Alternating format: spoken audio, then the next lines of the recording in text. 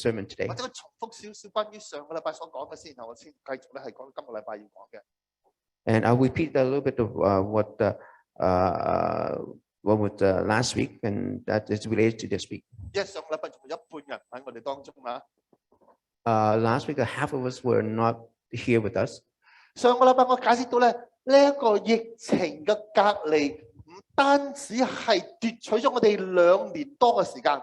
And last week, I explained to you this confinement during this pandemic not only took away 2 years. 有一個更大嘅損失，或者我哋唔會察覺到嘅就係其實係奪取咗我哋嘅堅韌嘅意志，我哋嘅拼勁。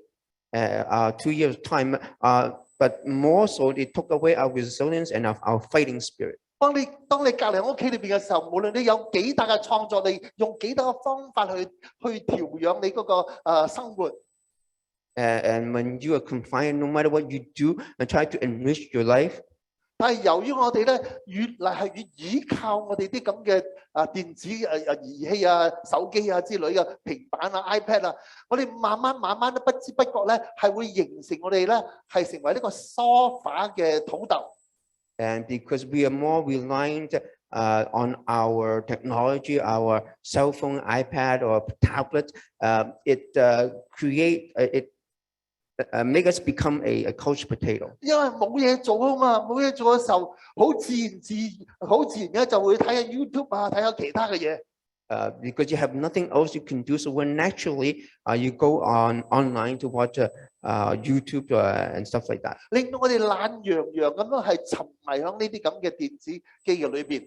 And so we lazily and become engrossed with all these things. 慢慢我哋就會失去咗我哋做嘢嘅動機，我哋個譬如平日做開嘅運動啊、社交啊、志願嘅工作啊、旅遊之類嘅嘢。So for that reason, we lost our motivation to do things like exercising, socializing, or go traveling.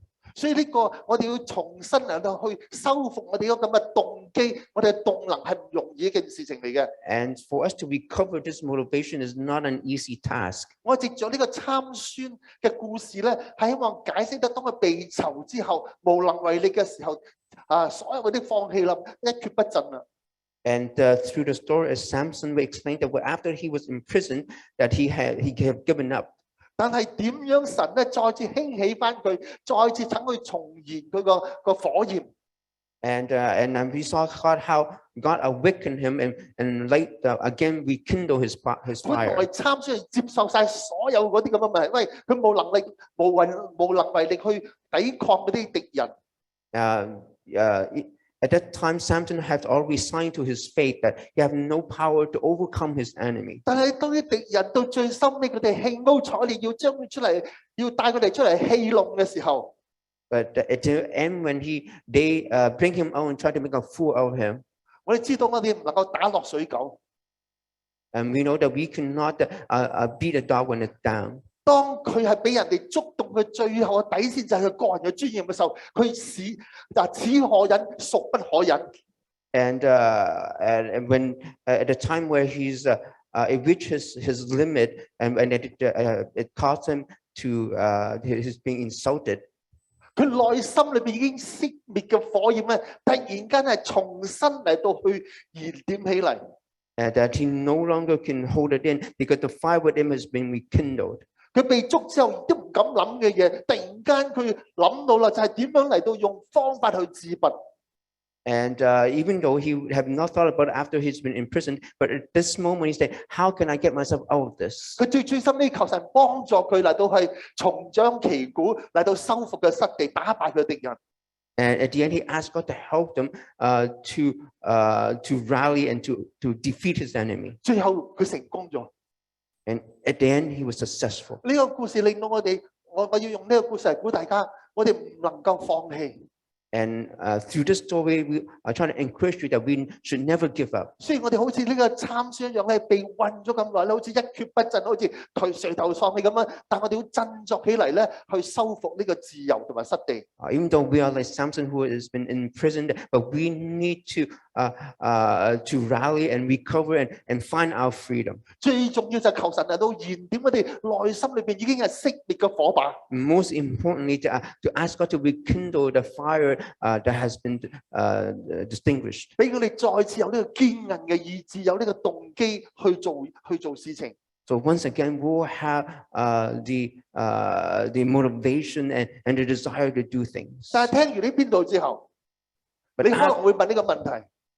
But after this, you may ask this question. 牧師啊，你唔知道啦。Say, Pastor, you don't know. You don't 我而家 understand. 最近係筋疲力盡啊，點能夠再次振作起嚟咧？ I feel so tired, and how can I turn it over? 我都唔知點解係咁樣，最近覺得好疲倦啊，力不從心啊，步履無力啊。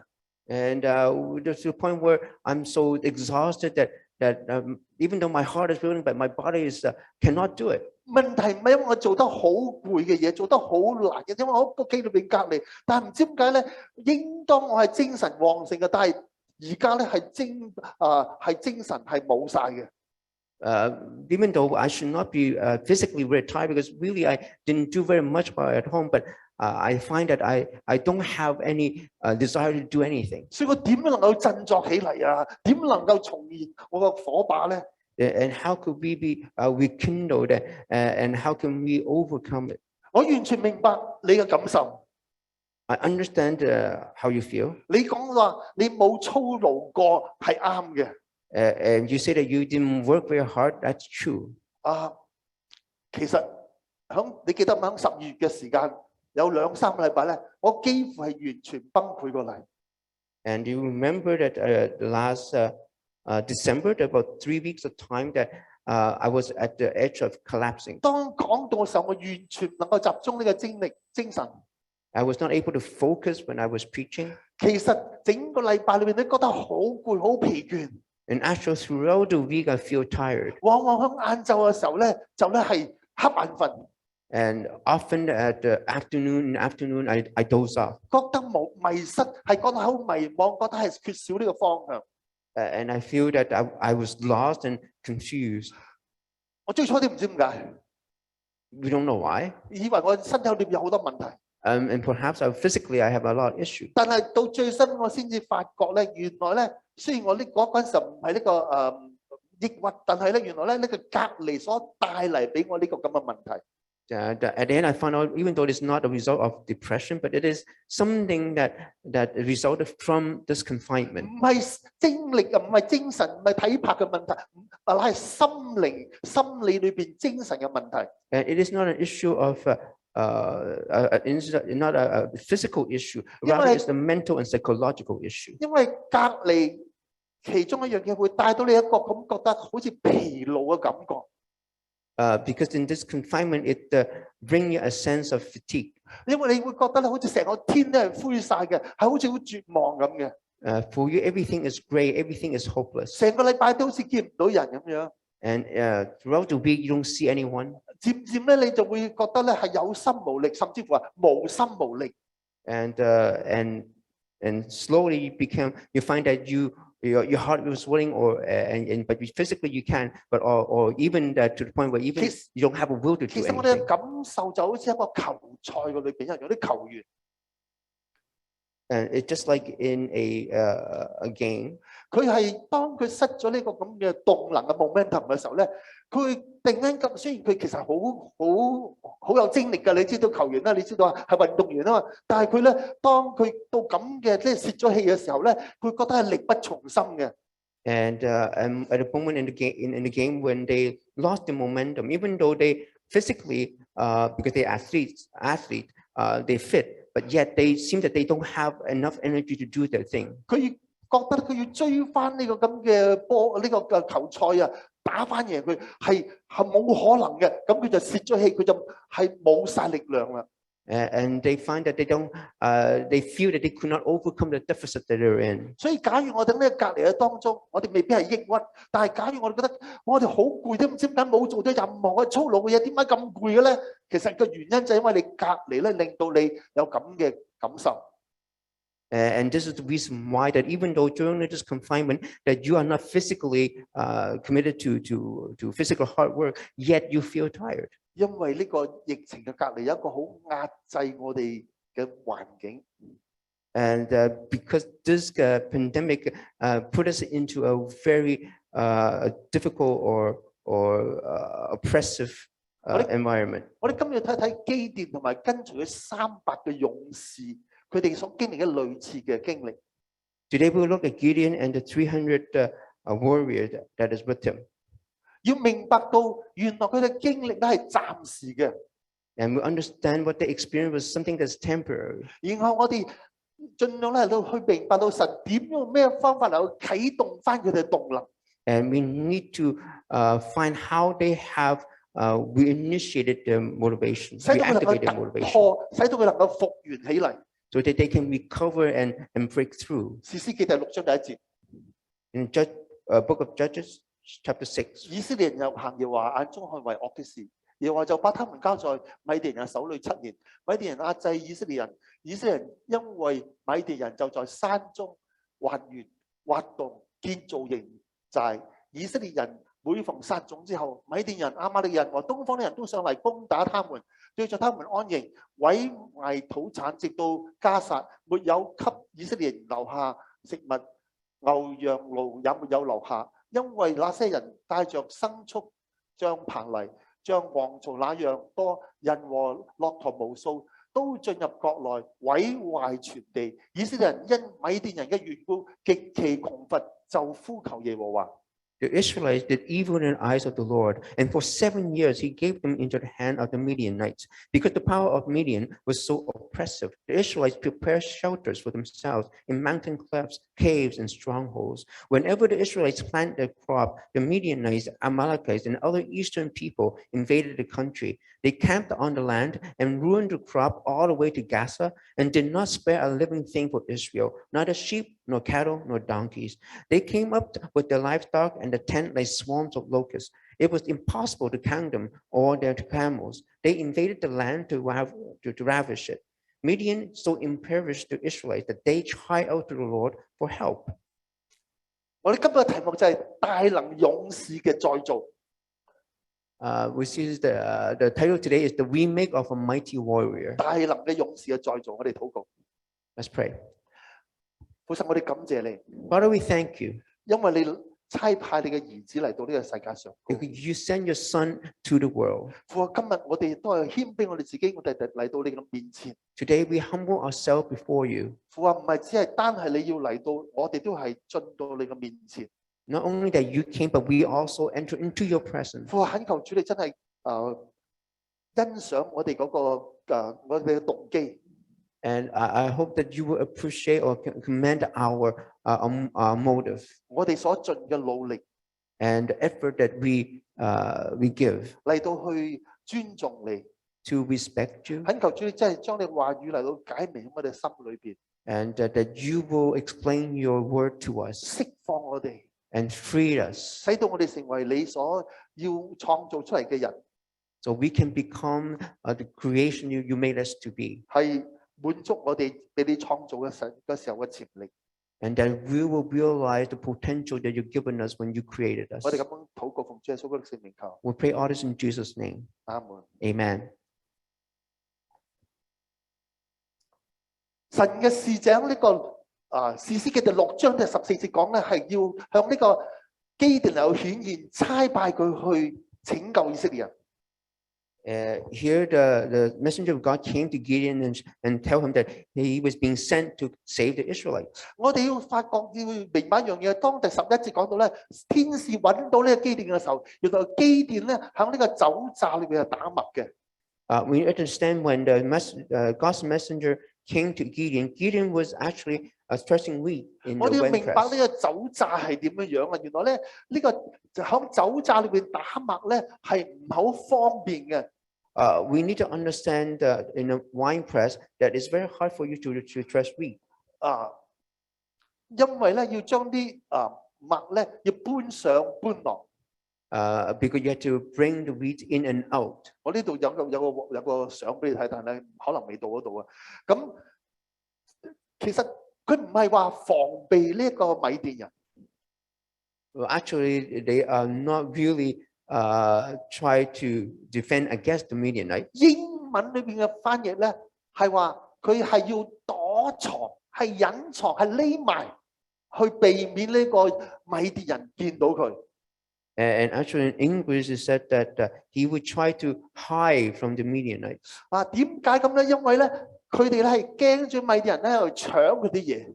Because they're afraid that they will come and take away their possessions. 所以財不攞可露眼，佢啲糧食都唔能夠露咗出嚟。They cannot allow them to see what they have. 呢個酒醡地嘅底下笠咗落去嘅。Their food, you know that this wine press is actually underground.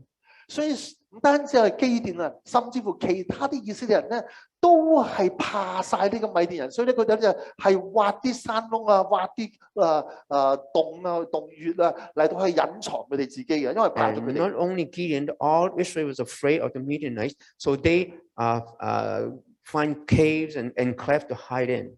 我仲要解釋其他嘅背景添，呢個故事就係第12節裏邊所講嘅呢個天使咧，當佢顯現對呢個基甸嘅時候咧，佢稱呼佢為一個大能嘅勇士。And when the angel of the Lord came to Gideon, actually, this angel called Gideon a mighty warrior. 基甸聽到聽唔入耳啊！ And of course, Gideon didn't understand that. 呢個係一啲天大嘅笑話嚟嘅。And because for him, this is just a 佢覺得佢可能係呢個天使係奉承佢啦。And perhaps the angel is just saying flattery to him. 或者又係用一個暗示嘅力量咧嚟去鼓勵佢啦。And perhaps the angel is using a power of suggestion to encourage him. 暗示力量咧就話咧，你對一個人講一啲嘢咧係。佢應當要達到嘅，但係佢而家冇達到。你希望咁樣暗示佢嘅時候咧，佢就會拼命喺呢個方向嚟努力咧，佢就會最深啲成功。And power suggestion is that you will say something to the person that the person have not attained yet, but you say it that it seems that he attained it, so he will try their best to do what you said they would do. 可能本來佢都冇咁嘅才幹嘅，但係咧你講到佢咧係要佢以為佢有咁嘅才幹。And so when you say many times, it may become a truth for that person. 另外一個背景就係咧，呢個天使對佢講嘅大能勇士咧，你去拯救以色列人咧。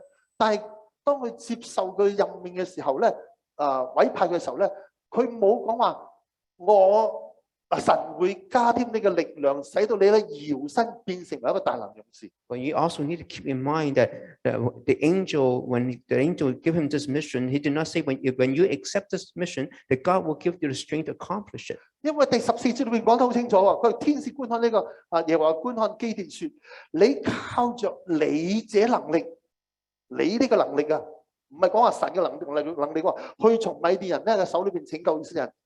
Because in verse 14, we see that the Lord turned to him and said, "Go in the strength you have and save the Israelites of the Midian's hand, not the strength of the God." 神單止認為佢係大能勇士，同埋咧認為佢咧有足夠嘅內在裏嘅潛力，能夠去救呢啲以色列人。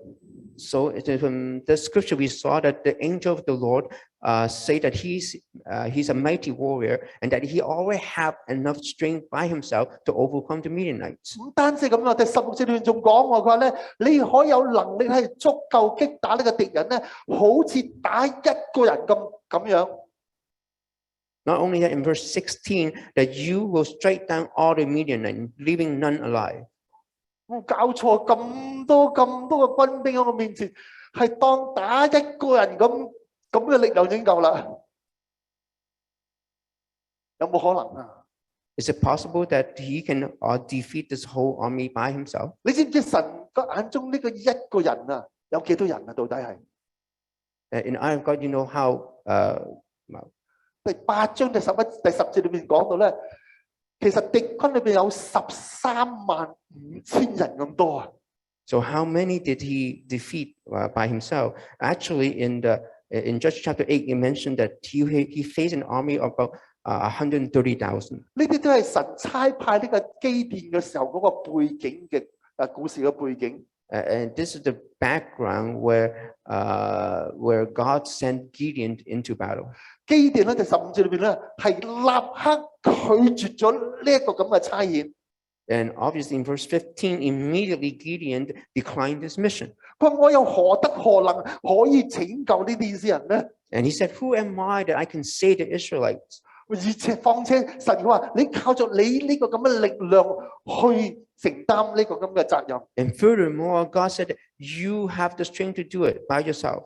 你記得喎，基甸當神呢個嚟到天使嚟到去向佢呼召嘅時候咧，佢係匿埋喺呢一個酒榨裏邊打麥嘅。 Remember when God's angel came to Gideon, he was actually in the winepress. 其實佢係一個投鼠忌器，偷偷摸摸躲從呢酒榨裏邊咧嘅冇膽匪女嚟嘅。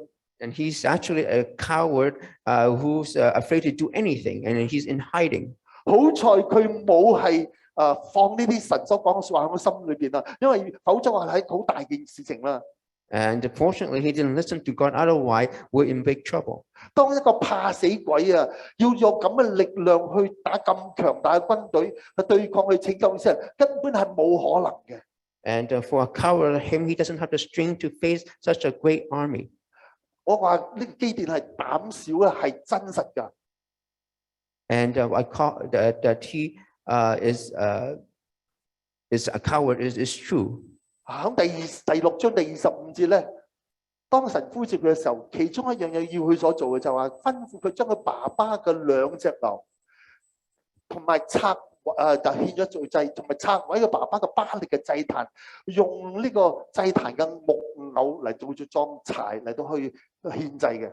That actually in the chapter 6, verse 25 to 27, God had commanded Gideon to take the 2 bowls from his father and also to destroy the altar of Baal, as well as to chop down the Asherah poles to use as to light a fire. 到最後，基甸係遵行咗神嘅嗰個吩咐。 At the end, Gideon did follow God's 真 command, 係拆咗個偶像，攞2個牛嚟到去獻祭。 and he did destroy the altar as well as to sacrifice the 2 bowls. 但係佢係要偷偷摸摸嚟做㗎，係喺冇人見到，夜晚半夜3更，好似做賊咁樣做嘅。But he did it in the still of night. 因為佢唔咁樣白晝裏邊做，驚到俾人睇到。 That he was afraid to do it in the daytime, so that he's afraid that someone will see him. 所以我話唔單止佢去喺呢個酒榨裏邊打麥啊，係去怕咗呢個米甸人。原來佢連佢爸爸同埋本國啲人都係懼怕嘅。 That Gideon is not only afraid of the Midianites, he's also afraid of his father and his own people. 仲有其他嘅例子啊，係證明佢係一個冇膽匪女嚟嘅。Also, there are other events that prove that he is a coward. 例如喺6章第33節到40節咧，講到神咧係嘅靈降喺佢身上高，嚟叫佢吹角聚集嗰啲以色列人去同呢個侵襲嗰啲亞瑪利人同埋東方人嚟打仗。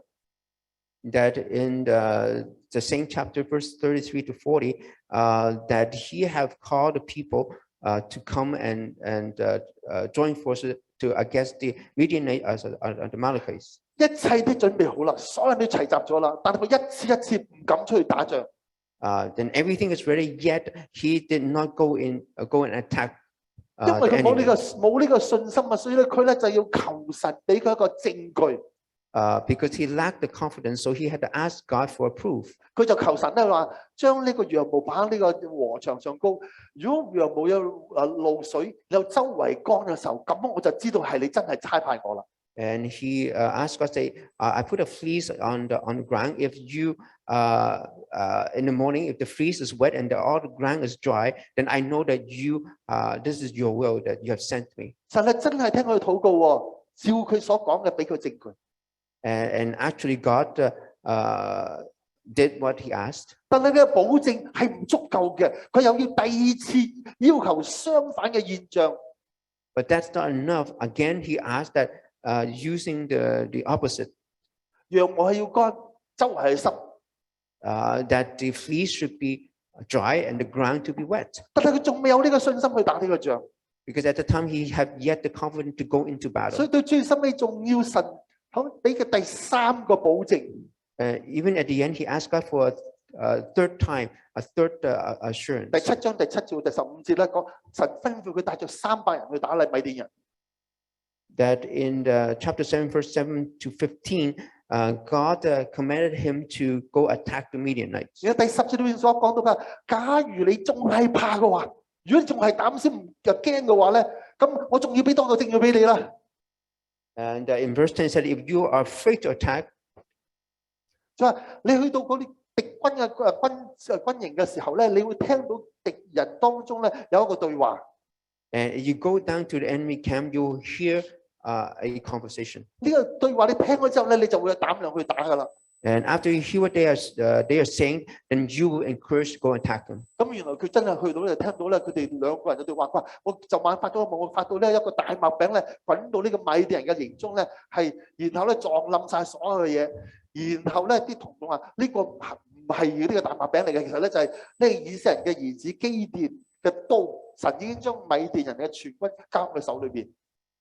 And he also actually went to the camp and he heard a man talking to another man saying, I had a dream. A round loaf of barley bread came tumbling to the Midianite camp. It struck the tent with such force that the tent overturned and collapsed.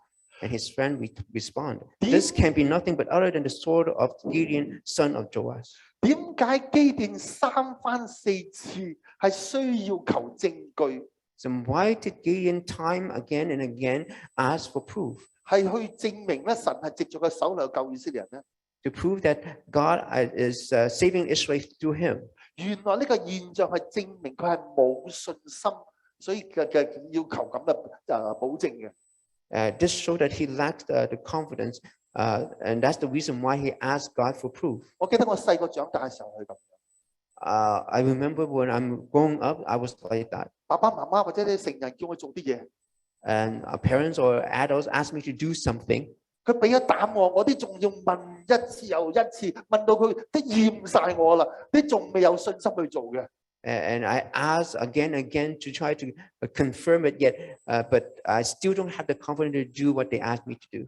所以呢一直嘅神向佢顯現，直到而家嚟講嘅，其實呢個字啊講咗幾次，就係佢怕。第10節裏邊所講啊，如果你仲係怕嘅話，我再俾多個證據你，俾個膽俾你。And since the time that God commanded him to go, give him this mission, that again and again that showed that he was afraid. And at verse 10 it says that you're still afraid, I'll give you another proof. 好啦，講完呢所有背景啦，而家講一講個故事嘅真正嘅內容啦。This is all the background. So now let's go into the meat of this message. 既然有咁多嘅證據係否定咗呢個基甸係一個大能嘅勇士。And since that throughout the evidence that we saw that he is a mighty warrior, 咁基甸到底係咪好似呢個天使所形容嘅，係一個如假包換嘅呢個將帥猛將啊，勇猛嘅將帥嘅之才咧？ but in actuality, is he a mighty warrior, a brave and fierce warrior? 係生出嚟係咁樣嘅咧？ Was he born like that? 因為神冇話咧，我俾力量你喎，佢話你靠住你嘅力量，真係生出嚟嘅力量咧。Because God didn't say that through my strength, but actually the strength that you have. So that the strength that he's born with. 到底佢係咪一個大能勇士啊？ So is he a mighty warrior? 還是一個懦夫咧？ Or he's just a coward? 係到最尾神咧改變佢成為呢個大勇士咧？ At the end, God transformed him into a mighty warrior. 我哋睇清楚啊！ Let's 睇清楚 look at 事 this 實，我 clearly. 哋就會知道啦。We look at the fact and we will know. 喺呢個基甸同呢個300嘅人同呢個米甸打仗。 And Gideon commanded 300 warriors to go into battle with him. 第7章第2至第8節都講到咧，其實最初開始嘅時候有22,000嘅以色列人咧係跟隨佢去打仗嘅。And chapter 7, verse 2 to 8, it mentioned originally there are about 22,000 Israelites who were with him. 但係神話區敵軍有13,500人，區13,500人咧，你係一位猛將又有我嘅幫助，你根本係唔需要22,000人咁多，太多人啦。But God said to him, the enemy is only about 130,000, and you are a mighty warrior. You don't need to that much army to go with you. 哇，係咁依啊，俾300人你夠晒啊，有突添啊，可以打得贏嘅。And 300 warriors is enough. 原來呢啲戰役咧，俾我哋見得到最後後果就基甸咧根本係就名不虛傳嘅，就係咧好似天使所講係一個大能嘅勇士。And when you see that through this battle, that we saw that indeed that Gideon is deserved his reputation as a mighty warrior. 佢有呢個天賦嘅能力咧，可以勝過135000人，好似打一個人咁樣。That he have an inner talent and strength to overcome 135,000 people. 所以天使唔係用呢個暗示嘅能力去奉承佢托大腳啊！呢個佢所講嘅大能勇士係千真萬確嘅。And so the angel of the Lord is not using the power of suggestion or flattery. That what he said is the actual truth. 但係如果我哋個結論係咁嘅時候咧，又出另外一個問題喎。But if this is true, then we have a question. 呢個問題就係咧，咁樣我哋點樣解釋咧？一個如果真係大能勇士，點解表現出好似個膽小如鼠、缺乏自信心嘅一個人咧？ And if he is indeed a mighty warrior, how come that we see he act like a timid as the mouse? 我今日要解釋呢個問題。Today I want to explain 原 this. 來呢個經文裏邊俾咗一個背景，俾我哋知道咧，佢所有而家嘅現象就係因為環境造成嘅。And from the background, we saw that he acted in such a way because of the environment that caused him to do so. 單止係佢，仲有300個勇士啊，個猛將啊，都係響同樣嘅壓制之下嘅情況產生咁嘅。And we need to realize that not only Gideon, but all the other 300 warriors, they were living in a very depressive environment. 因為有7年咁耐，佢哋係俾米啲人壓制咗，佢嘅環境壓制佢哋，使到佢哋咧慢慢咧係失咗鬥志，失咗呢個勇氣，係咧好似變成一個失敗者咁樣。And they were under the oppression of Midianite, and they were living in this depressive environment that slowly lost their confidence and ambition, and they become a loser. 佢哋喺7年裏邊咧，活喺呢個令人頹喪嘅環境裏邊。And in all the 7 years, they were living in a depressive environment. 呢個米啲人咧壓制佢哋咧，令到佢唞唔得到過氣過嚟。佢哋活喺呢個恐懼嘅裏邊，係屈不得志嘅。And they were living in fear, and they have lost their ambitions, and they couldn't do anything. 本來一個係得勝者嘅一個大能嘅勇士，一個猛將啦，但係而家因為咧環境形成咧，佢哋好似變為喪家之犬一樣。And though that they were a mighty warrior, yet because of their environment, it seemed that they like a dog that lost his home. 成日都係頭耷耷咁樣。And they hang their head. 唔敢抬起頭嚟。And they're afraid to lift up their head. 好似一個縮頭烏龜咁樣。It's like a turtle who hides 點解 inside 啊？ the 因為 shell. 如果佢哋整得自己哇好勇猛、好強壯話，啲米甸人咧就會捉咗佢、殺咗佢噶啦。And they show that they are brave and strong, and the Midianites will come and slaughter them. 所以佢哋咧甚至乎佢哋好英勇嘅，佢哋都要假扮咧係好失敗嘅，係冇志氣嘅人。And even if they are truly brave, yet they will pretend they're not. 但係到咁上下嘅時候，佢哋接受咗事實嘅時候，就真係覺得自己係無能為力去對抗呢個 But 米甸人。 slowly they accepted this fact even to themselves, so they find that they don't have the strength to do 因為 anything. 佢自我觀同埋自信心係完全崩潰咗啦。And because their confidence and self-concept was totally broken. 佢哋活喺呢個失敗主義裏邊。They are living in the defeatism. 佢哋好嘅嘢都唔敢用。They even afraid to use the good things. 你都唔敢妄想要用啊！ Now they would think they would actually use it.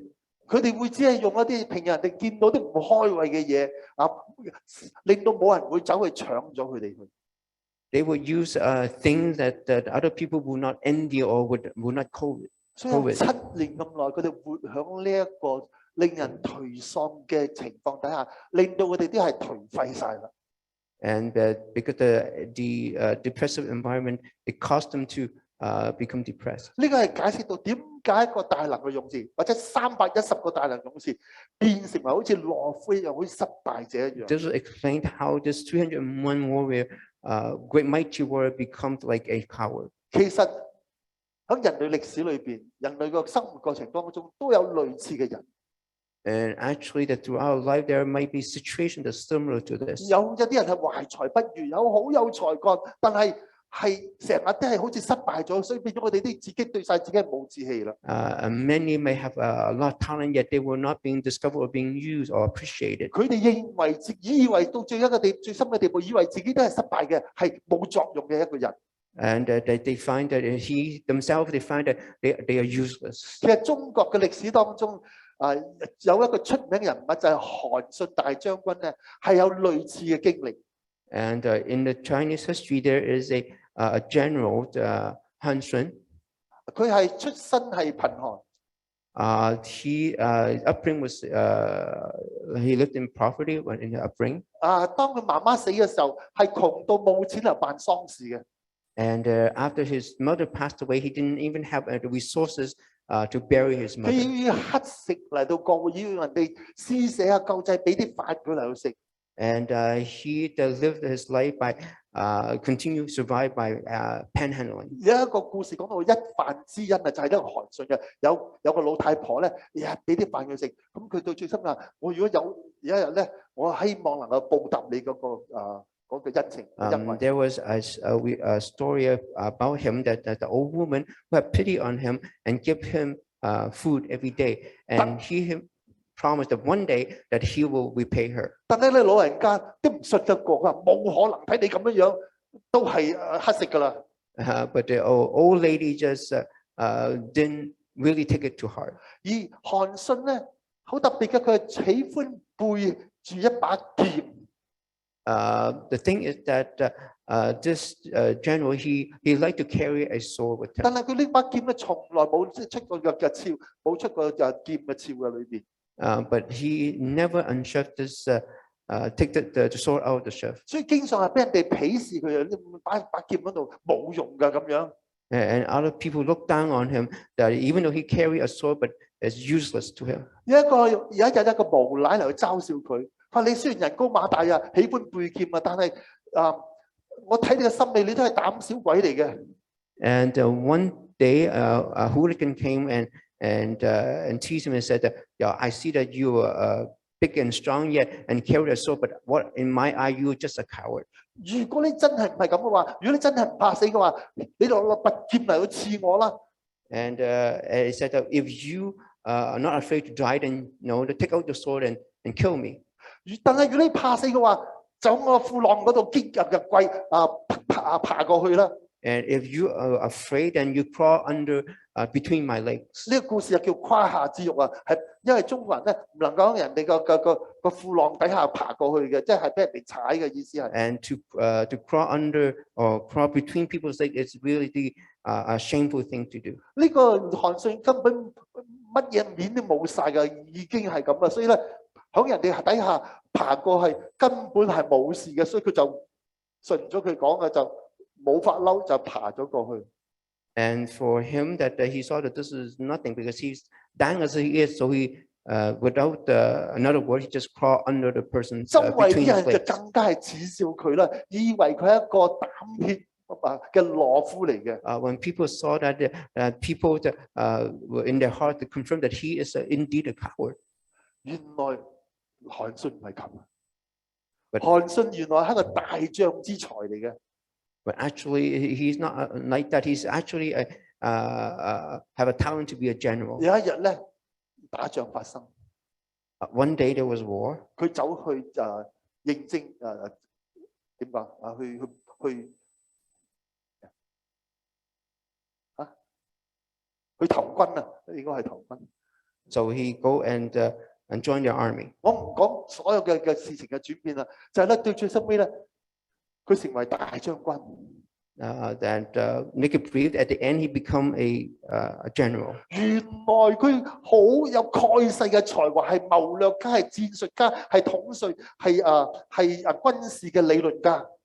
And he have inner talent for he's a military leader, a technician, and also a strategist. 係喺中國歷代以嚟其中一個超卓嘅用兵有才幹嘅名將嚟嘅。And he's actually a very the top military leader in the history of China. 我哋所講意思係乜嘢？原來一個本來係大能嘅勇士，但係都可以被環境壓抑咗之下，成為一個頹喪，係好似失敗嘅人一樣。That even the mighty warrior can be oppressed by his environment and become something that he's not.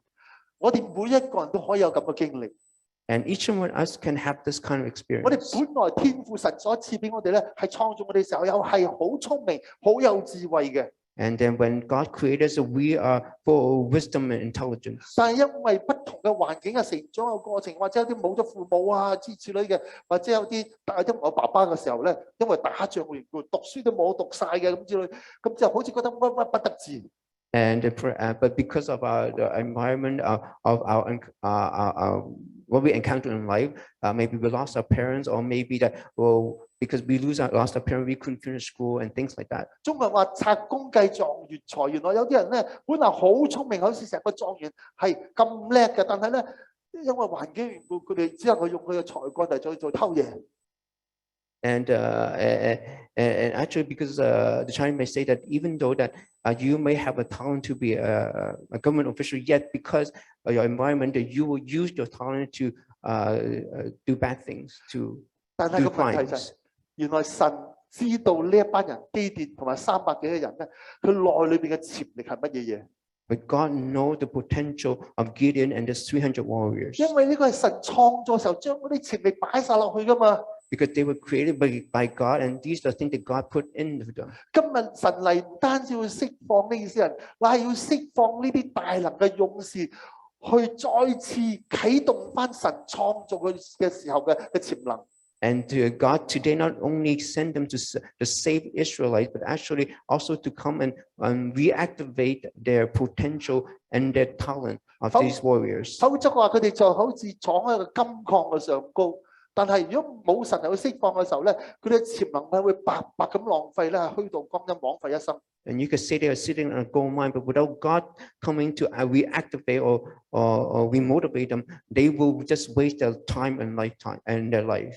弟兄姊妹啊，我今日希望你知道。Brothers and sisters, today I want you to know. 你可能就好似呢個基甸或者呢300個勇士一樣。You may be like Gideon or the 300 warriors. 神擺喺你裏邊有好多嘅潛能，有好多嘅可以勝過一切嘅嘢。That God has given you much potential and you can overcome many things. 因為羅馬書第8章第35至37節裏邊講到咧，佢話我哋靠著呢個愛我哋嘅主咧，我哋已經係得勝有餘。And that in Romans chapter 8 verse 37 is that we are more than conquerors through Him who loved us. 嗱，中文同英文嘅翻譯好有大嘅分別。The Chinese translation is very different from the English. 呢個得勝有餘，英文嘅翻譯話唔係一個動詞，乃係一個名詞，就係話咧係一個我哋一個conqueror，係一個征服者，係一個勝利者。And actually, that in English is not a verb; rather, it is a noun. It said that you're a conqueror. 唔單止一個勝利者，係一個超過嘅勝利者。Not only a conqueror, you're more than a 佢 conqueror. 比呢個征服者、勝利者更加係卓越嘅。And even better than a conqueror.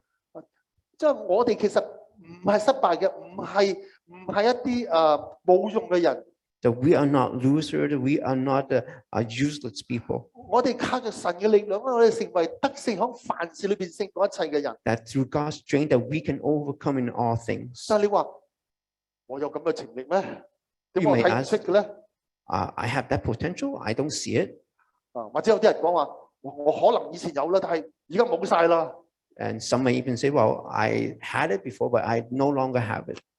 我唔知有咩原因令到你咁樣，但係最低限度咧，好多環境問題啦，同埋最近呢2年嘅疫情啦嘅隔離裏邊。I don't know the reason why you think that way. Maybe it's everything is circumstantial or because of what's happened in the last 2 years. 令到我哋咧係頹喪咗喺環境裏邊咧，係令到我哋咧係失咗我哋志氣。That the environment that let us caused us to lose our ambition. 喺呢個隔離嘅環境裏邊咧，令到我哋咧覺得係生命被威脅啦，冇安全感咧，可能咧隨時咧會中招嘅。And that we are under threat, our life is threatened, and that any time that we can be infected. 佢最初開始所講嘅就係咧，令到我哋咧覺得咧係冇力量嘅，身體疲乏嘅，提唔起勁嘅。So we saw in the beginning that we find that we haven't the strength to do it, and we haven't even the desire to do anything. 由於我哋好孤立嘅緣故，我哋覺得好似自己好無助咁樣。And because we find that we're isolated and that we're helpless. 所以呢個係影響我哋好大，令到我哋咧係失咗我哋嘅意志。It influences, impact us very much that we lost our ambition. 本來我哋好有作用嘅人都係變成冇用，覺得自己係。Even though we're very effective, yet we become someone ineffective. 我剛才講到10月嘅時間咧，我覺得自己好似就崩潰啦，就係我相信係類似嘅情況。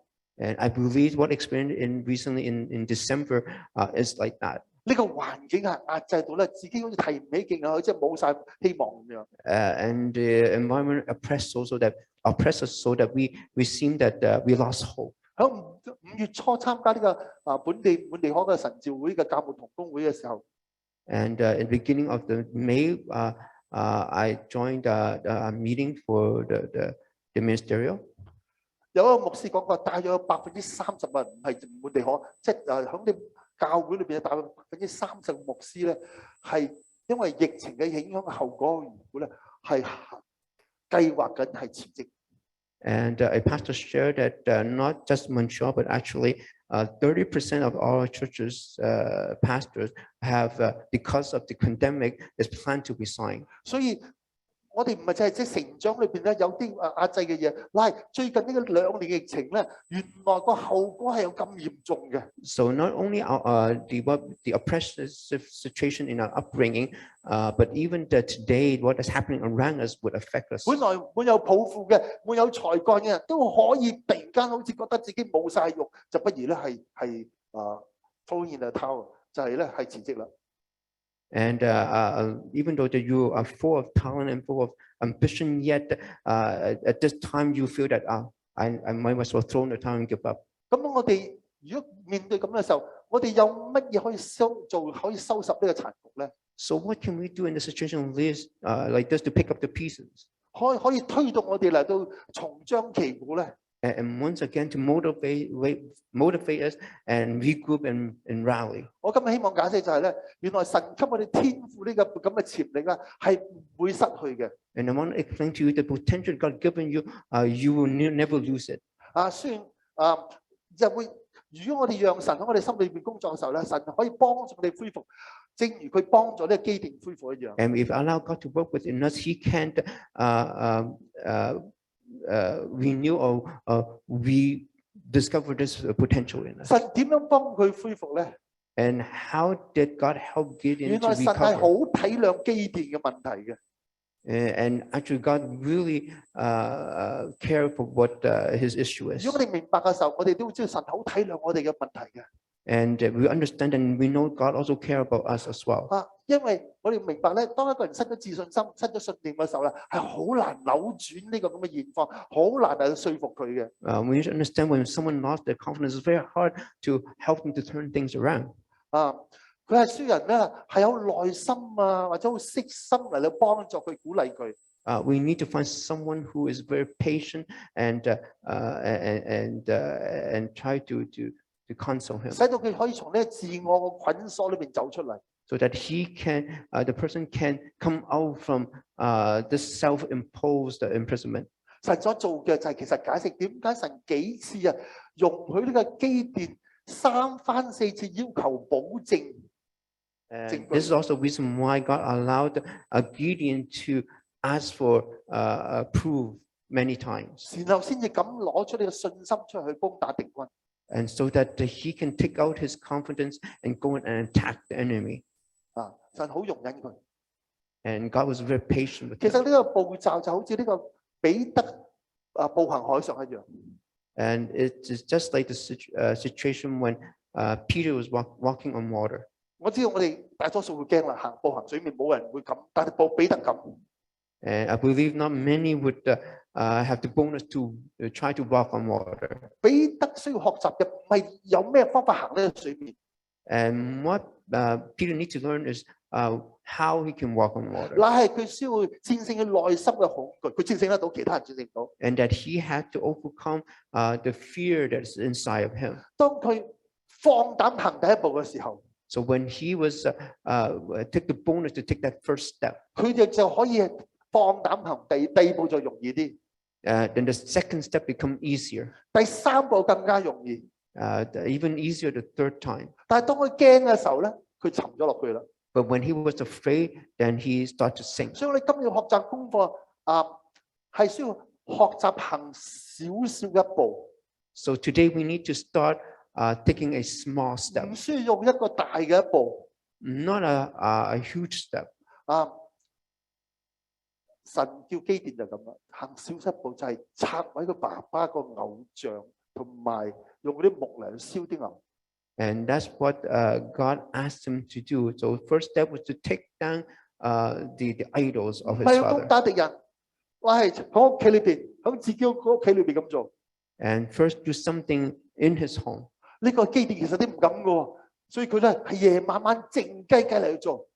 And even that, Gideon was afraid, so he did it at night. 但係呢個好重要嘅， But that's important 因為咧你行得第一步嘅時候，你就可以第二步就容易好多噶啦。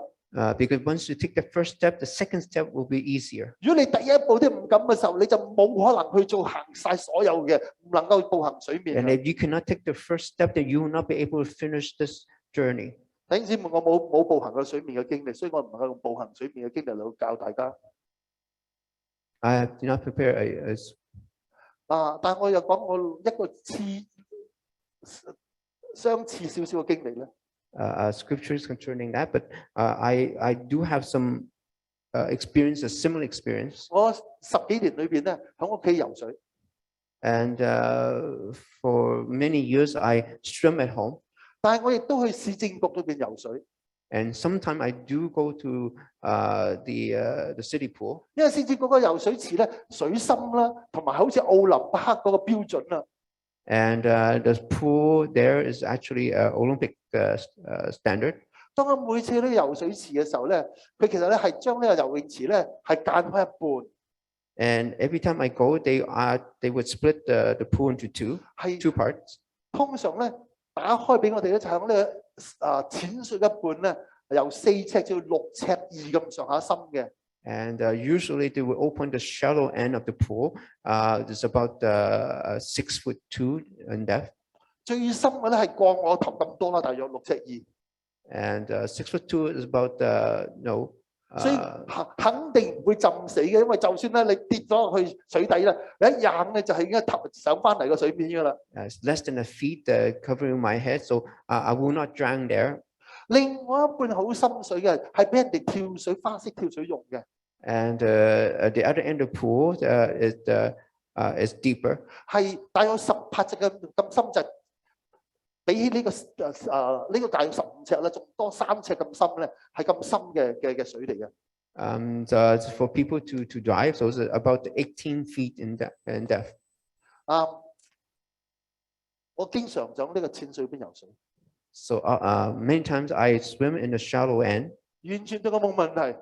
Of course, there's no problem. 但我有心裏邊諗下，如果假如我要喺呢個海上高或者湖裏邊，我可唔可以游啲咁深水嘅地方咧？ And in my heart, I would ask, would I be able to swim in a lake or in the sea? 冇嘗試過，唔知道。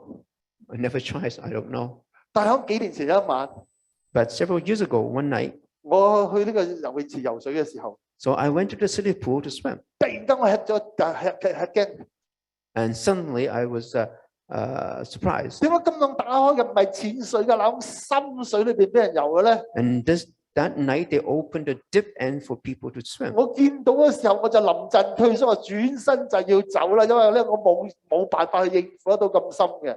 When I saw that, I was ready to turn and go because I was afraid I would not be able to handle that. 當我行咗10幾步嘅時候， After I took a 但係 few 我心 steps, 裏邊又唔覺到自己嘅關喎，因為咁樣走翻屋企裏邊啲人話點解咁快翻嚟㗎？哇！咁個水深嗰度，哇咁好醜嘅喎。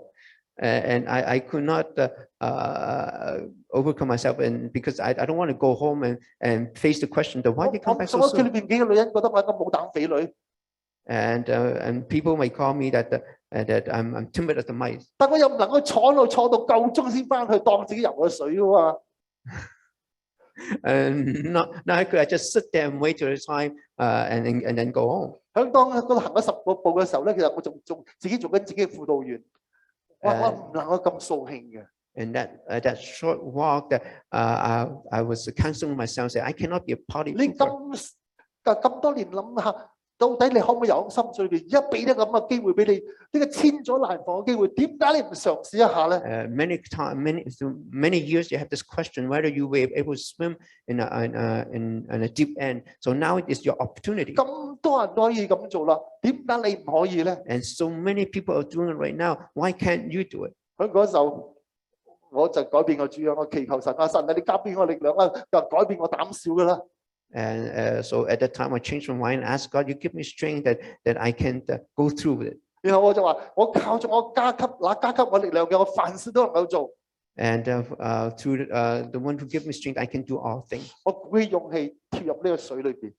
So I took a step of I was brave and took a step and jumped into the pool. 同淺水邊游水係冇分別嘅，除咗一樣嘢，淺水邊咧，你一落水嘅時候踏到實地，但係之後你就唔掂地噶啦。喺個深水邊一落去咧係踩唔到地，係咁，其他全程都一樣，因為你游水唔係要掂地噶嘛。 I find that the experience is no different than when I'm swimming in the shower, except that when I jump into the pool in the shower and my feet can touch the ground, but not there. 然後我再發覺咧，我個頭啊同啲水面啊，喺深水淺水都一樣咁嘅距離，係冇分別嘅。原來你都唔知水底下有幾深。 And my head was above the water, just as I was in the shallow end. I don't need to care about how deep the water is, the pool is. 咁即係神嗰日就行咗第一步，以後就唔再怕深水。 And thanks God, I took my first step on that night, and from that time on, I was not afraid the depth of the water. 弟兄姊妹啊，我哋要喺呢個被我自我捆綁裏邊要釋放咧，我哋要行出第一步出嚟。 And brother and sister, we need to take the first step as we come out of our confinement. 如果我哋唔把握呢個機會咧，我哋永遠唔可以突破。 If we do not take this opportunity, we will never be able to do it. 今趟呢個疫情對我哋嘅損害其實係好大嘅。 And the impact on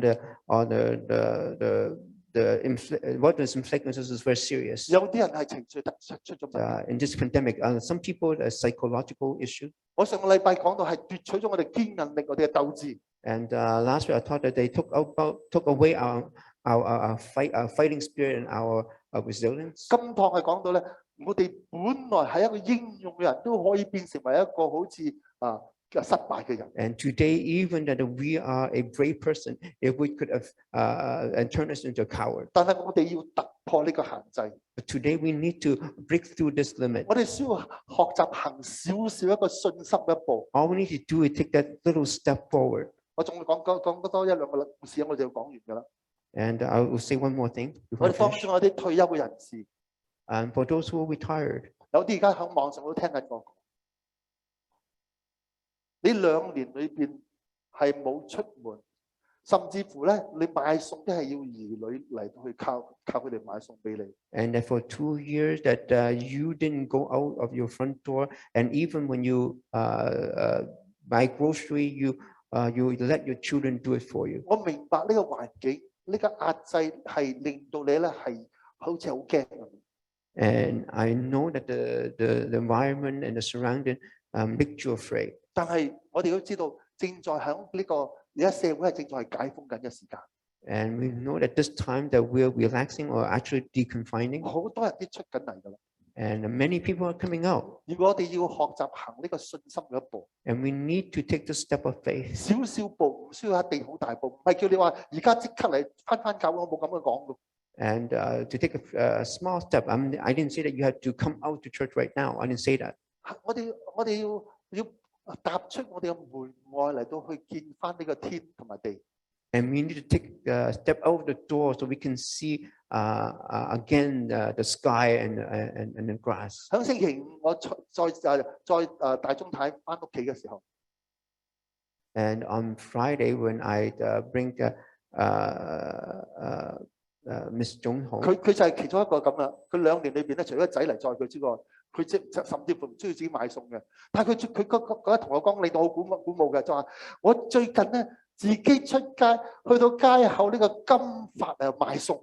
And indeed, for the last 2 years, that she didn't come out at all. But I was encouraged. She said that when she told me that the last week I went out to the grocery store by myself. 由佢阿橋嗰條街行到金發幾遠下㗎，所以佢話我行得好慢啊，我行咗3個鐘頭。And how she walked and well, I don't know how to. I asked her how far away is it. Well, I walked slow, so it took me 3 hours. 當我聽到嘅時候，我好高興，戥佢高興。I mean, I heard that. I was glad for her. 因為咧，佢呢個係解封之前要行嘅第一步，一定要決定自己出嚟勝過呢個恐懼。It is a step that she must take before she can deconfine. Is to be deconfined. 我哋唔能夠成世都係靠啲兒女去供應我哋，去幫我哋買餸。We cannot rely on our children to always to buy grocery for us. 其他弟兄姊妹，你喺屋企裏邊聽緊我講嘅，你都要學習呢一步。And brothers and sisters who are at home who are listening to me, you also need to take that step. 上個禮拜日又有另外一件事發生類似嘅。And last Sunday also something similar happened. 我見到我哋嘅當中嘅陳李玉娥姊妹咧，響呢個聖羅蘭斯坐巴士、坐地鐵出嚟教會聚會。It's the Julie Chan that she took the bus and metro to come to church last week. 你知啊，2年冇坐公共交通工具，要搭巴士、搭地鐵，你幾困難啊！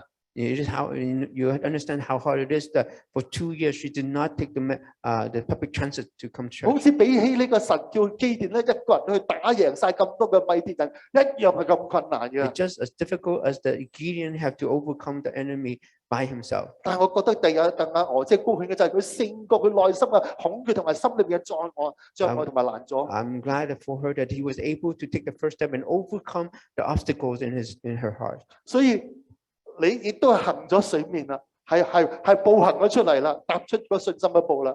And indeed, you're taking the step of faith. 係大能嘅勇士，係東山復出啦。And that you are a mighty warrior.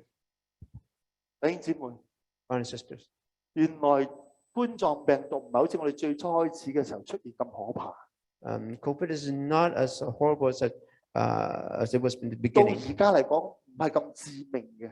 And it's not as lethal as well 我 right 上幾個 now. 禮拜講俾大家知道，我哋當中有10位到咁人嘅人咧，係最少啊，係感染過，但係都冇一個人死。佢係咧勝過呢個病毒，係平安無事嘅。And I shared with you several weeks ago that at least 10 person among us was infected, but they have overcome and defeated this disease. 淨係我講嘢嘅時候，而家 as I speak，我哋有3個咧係有咁嘅感染喺屋企裏邊而家。I speak right now. There's 3 among who is at home is being infected. 但係無論點樣，個嘅症狀好輕微。No matter what, but the symptoms were mild. 最後我要講嘅就係，last I want to say， 原來我哋嘅魄力係咁樣。And that our courage is like this. 如果我哋唔用，就係冇用。And if we don't use it, we will lose it. 聖經裏邊亦都有類似嘅講法，就係有嘅還要加給他，冇嘅連他所有嘅都奪去。And also the Bible says that everyone who has more will be given, and who does not have. 最初我所講嘅就係我哋會有啲覺得係好似疲乏冇力咁樣，越嚟越疲倦咁樣。And those who had even what he has will be taken away. Mentioned that we feel that we seem that we don't have the strength to go on. 因為你冇用你啲力量啊嘛，咁咪冇用嘅時候咪越嚟越冇力，咪越嚟越覺得係疲倦咯。And because we didn't have the courage to do anything, so more and more so afterwards to have less strength and courage to do 所以 anything. 假如你再唔用呢啲精力嘅時候咧，可能你就要完蛋噶啦。 And if we continue not to use our strength, then maybe at the end we're finished. 但我希望今日我所講完呢啲之後，你會重新振作起嚟話：神啊，幫助我，叫我行出呢個一步。 And hopefully after you hear what I said, that you will say to God, help me that to recover and take that first 叫我 step, 勝過一切嘅恐懼。 to overcome all the fears. 我哋嘅當中嘅大能勇士啊， And among us there are mighty 我 warriors 哋要靠住聖靈嘅大能， that through the power of the Holy 從 Spirit, 呢個沮喪嘅環境裏邊衝出嚟。 and that we will come out from this depressive environment. 我哋唱一首詩歌，我哋結束啊。 We'll sing a song as we